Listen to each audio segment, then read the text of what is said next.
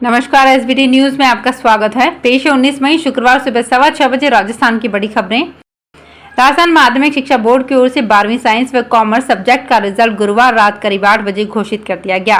Commerce का 96.60% और science का रिजल्ट 95.65% रहा। रिजल्ट आने के साथ ही करीब 3 लाख स्टूडेंट्स का इंतजार खत्म हुआ। 12वीं आर्ट्स और 10वीं का रिजल्ट बाद में घोषित किया जाएगा। बोर्ड एडमिनिस्ट्रेटर और संभागीय आयुक्त CR मीणा ने रिजल्ट जारी किया। कॉमर्स में सवाई माधोपुर जिले का रिजल्ट 100% और साइंस में डूंगरपुर का 97.93% रहा।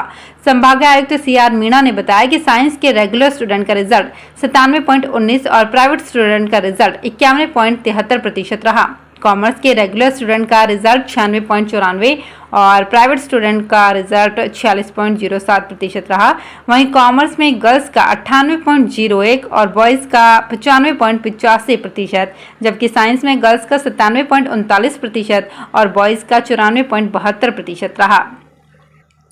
ऑस्ट्रेलिया में प्रस्तावित क्वाड शिखर सम्मेलन रद्द हो चुका है, लेकिन पीएम मोदी अपने ऑस्ट्रेलियाई समकक्ष एंथनी अल्बनीज के साथ द्विपक्षीय बैठक और व्यापारिक बैठकों समेत अन्य कार्यक्रमों में शामिल होने के लिए सिडनी का दौरा करेंगे। पीएम एंथनी अल्बनीज ने इस बारे में बुधवार को पुष्टि की। मीडिया से बातचीत में उन्होंने कहा, पीएम नरेंद्र मोदी मेरे साथ द्विपक्षीय बैठक के लिए अगले हफ्ते यहां आएंगे। उन्होंने कहा, मैं सिडनी में पीएम मोदी का स्वागत करने के लिए उत्सुक हूं। जानकारी के मुताबिक पीएम मोदी 23 मई को ऑस्ट्रेलिया के सिडनी में आयोजित होने वाले कार्यक्रम में अपने एक बचपन के दोस्त से भी मिलेंगे। 23 मई को सिडनी के ओलंपिक पार्क के कुडोस बैंक एरिना में कम्युनिटी रिसेप्शन रखा गया है। भारतमाला प्रोजेक्ट के तहत एक्सपायर की गई जमीनों के मुआवजे को लेकर काफी दिनों से धरना दे रहे किसानों पर गुरदासपुर में लाठीचार्ज हुआ।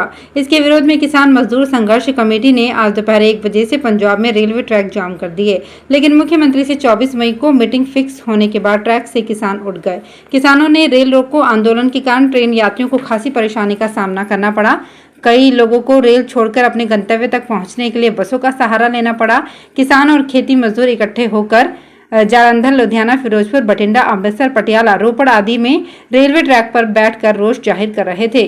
किसान नेताओं का आरोप था कि भगवंत मान सरकार ने शांतिपूर्ण तरीके से अपने प्रदर्शन कर रहे किसानों पर लाठीचार्ज करवाया है। महिलाओं को भी नहीं बख्शा गया। कोलकाता हाईकोर्ट ने पश्चिम बंगाल की सीएम ममता बनर्जी के भतीजे और तृणमूल नेता अभिषेक बनर्जी की शिक्षक भर्ती घोटाले में ईडी और सीबीआई को उनसे पूछताछ की अनुमति के आदेश पर फिर से विचार करने की अर्जी खारिज कर दी। साथ ही कोर्ट ने अभिषेक पर 25 लाख रुपए का जुर्माना भी लगाया है।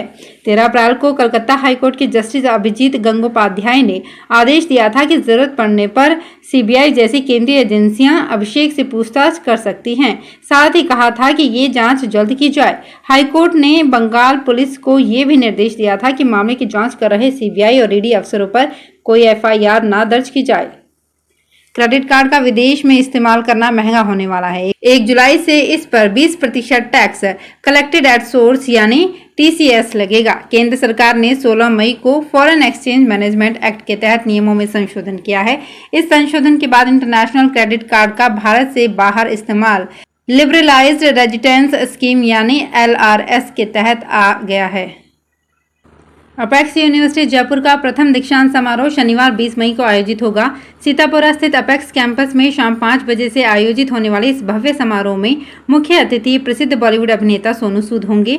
इस अवसर पर सोनू सूद को कोविड संकट में मसीहा बनकर जरूरतमंद लोगों की निस्वार्थ भाव से मदद करने में असाधारण और प्रेरणास्पद योगदान के लिए यूनिवर्सिटी के चेयरपर्सन डॉक्टर रवि जूनीवाल उन्हें डायरेक्टरेट की मानद उपाधि प्रदान करेंगे। समारोह की अध्यक्षता यूनिवर्सिटी के vice chancellor doctor OP Changani करेंगे। सुप्रीम कोर्ट ने बंगाल में फिल्म द केरला स्टोरी पर बैन के फैसले पर रोक लगा दी है। कोर्ट ने बंगाल सरकार से कहा है कि फिल्म देखने वालों की सुरक्षा भी तय की जाए। कोर्ट ने कहा कि फिल्म को सेंसर बोर्ड से सर्टिफिकेशन देने के खिलाफ भी याचिकाएं दाखिल की गई है। इन पर सुनवाई से पहले हम भी ये फिल्म देखना चाहेंगे। अदालत ने कहा कि इस फिल्म में 32,000 महिलाओं के इस्लाम कबूल करने वाले आरोपों पर डिस्क्लेमर लगाया जाए और प्रोड्यूसर ये काम 20 मई को शाम 5 बजे से पहले करें। आप जनता की असहिष्णुता को अहमियत देकर अगर कानून का ऐसे इस्तेमाल करेंगे तो हर फिल्म का यही हाल होगा। राज्य का कर्तव्य है कि वो कानून व्यवस्था को कायम रखे।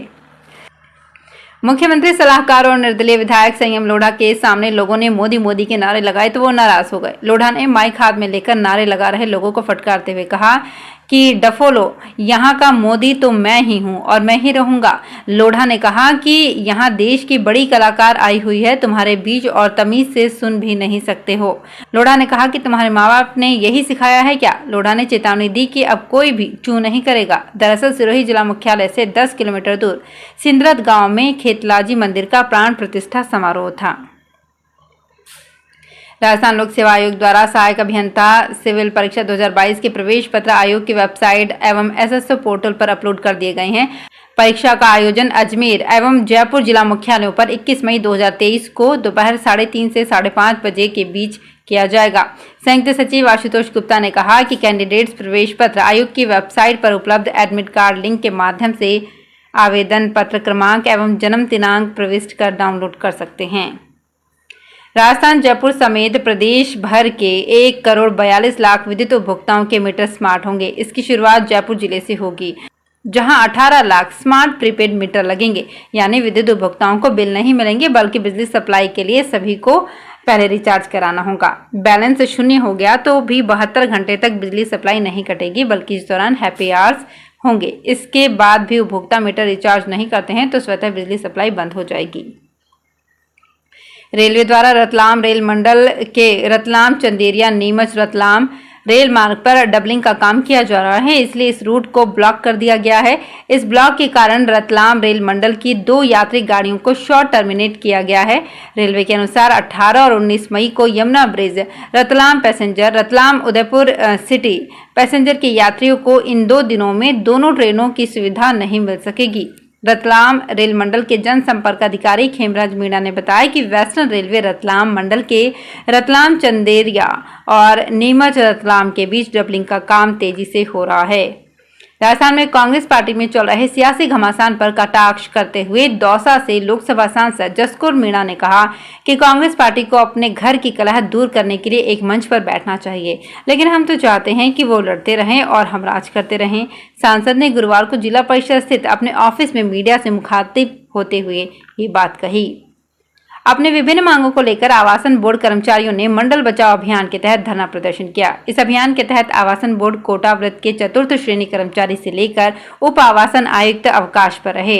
राजस्थान आवासन बोर्ड कर्मचारी संघ की ओर से प्रांतीय अध्यक्ष दशरथ कुमार के नेतृत्व में बोर्ड बचाओ अभियान के लिए एक दिन का धरना प्रदर्शन किया गया। महामंत्री प्रदीप शर्मा ने बताया कि आवासन बोर्ड को बचाने के लिए कर्मचारी संघर्ष कर रहे हैं। इसी के तहत उप आवासन आयुक्त वृत्त कोटा कार्यालय में सांकेतिक धरना किया गया। झुंझुनू जिला कलेक्टर डॉक्टर खुशहाल यादव ने बुधवार को ठीक 5:15 बजे कलेक्ट्रेट में पदभार ग्रहण कर लिया। यादव ने 5:05 पर कलेक्ट्रेट में खुद के चैम्बर में प्रवेश किया। चैम्बर के अंदर बने एक अन्य कमरे में लगभग 10 मिनट का इंतजार किया। जैसे ही 5:15 बजे उन्होंने पदभार ग्रहण कर लिया।